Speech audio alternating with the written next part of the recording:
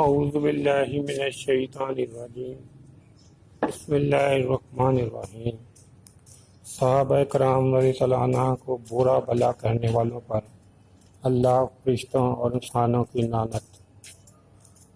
رسول اللہ صلی اللہ علیہ وآلہ وسلم نے فرمایا، اللہ تعالیٰ نے میرا انتہا فرمایا اور پھر میرے لیے میرے صحابہ رضی اللہ عنہ کو منتخب کیا۔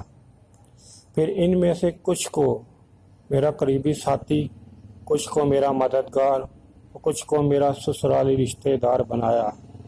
لہٰذا جو شخص ان کو برا بھلا کہے گا، اس پر اللہ کی، اس کے فرشتوں کی اور سارے انسانوں کی لعنت ہوگی، اور قیامت کے دن نہ اس کی نفل عبادت قبول ہوگی نہ فرض۔ میرے یوٹیوب چینل جاسر نقیہ کو سبسکرائب کریں، ویڈیو اچھی لگی اس کو لائک اور شیئر کریں۔ جزاک اللہ۔